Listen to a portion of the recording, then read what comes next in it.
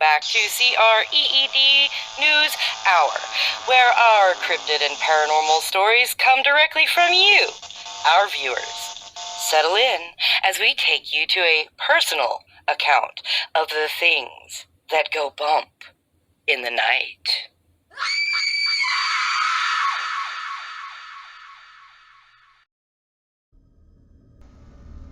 I honestly didn't know how I was going to approach this, being as how it's been something that I've carried with me for over 15 years, and the state of the world now, with everything that's happening around us physically, spiritually, mentally. I wasn't really sure how people would take this particular story.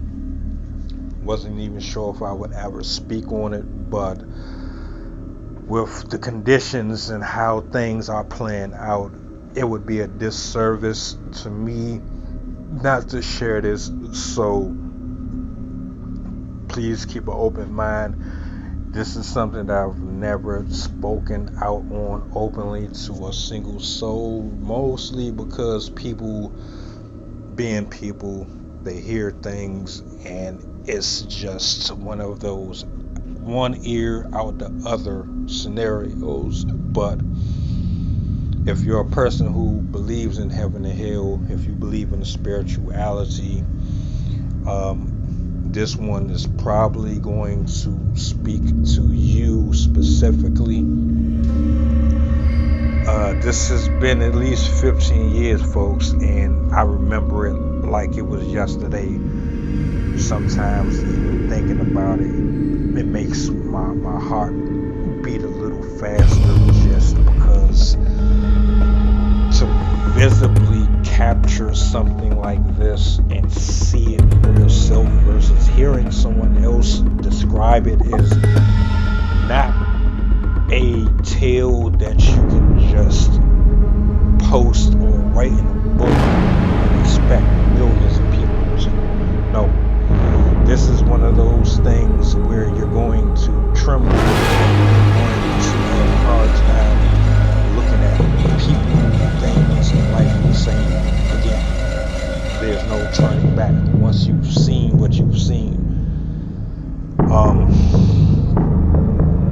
So I start from the beginning. I was married at the time. It was long ago, back in 2019, 2018. I was living in Maryland at the time, on and off. Wasn't really a permanent resident. Long story.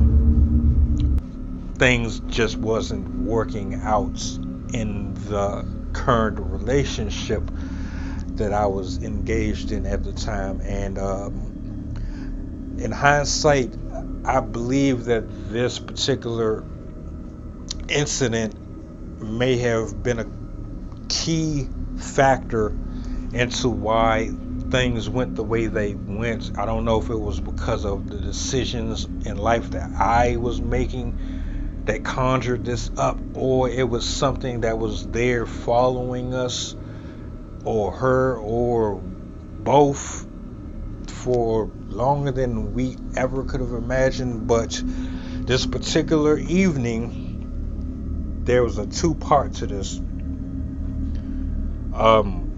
We were watching television in the back room in the apartments. You go through the front entrance, which is on the ground floor, going straight into the property. The kitchen is right there in your face. If you go to your right, that's the living room. Go all the way to the back.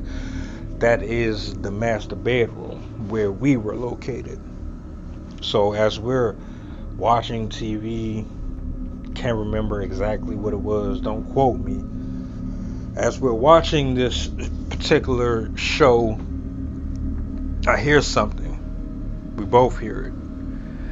But, you know, if you've ever lived in a residential area, you know that there's children constantly playing, there's people outside. This is the summertime. People are just out. So you kind of attribute the noise to outside interferences. So we didn't really make too much of it. I got up at some point though because I just wanted to grab me a snack before we got back to whatever we were watching. And when I went to go grab something out of the refrigerator, I discovered that the refrigerator door was open, and it had clearly been open for a while before I ever got up. I told her about it because of how we were raised. We weren't perfect Christians or nothing like that, but we believe. So it was weird and strange to us, but not enough for us to pack up and go, you know what I'm saying? Continued through the evening, kind of like a one eye open, one eye closed kind of a deal, because I mean, come on, the freaking door of the refrigerator opened by itself. No way to disprove or prove otherwise. So it kind of had us on a little edge, but you know, we got each other's company, so we brushed it off. Fast forward, I'm getting ready to leave and go back to where I was currently laying my head at. We took a couple of pictures in the living room in front of the window. This is daytime, it's still morning. We not thinking about nothing from last night.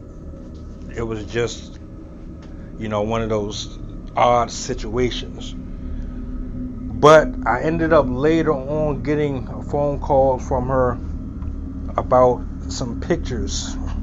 And in these pictures, there was one in particular where she was standing in front of that window in the living room that I had taken of her.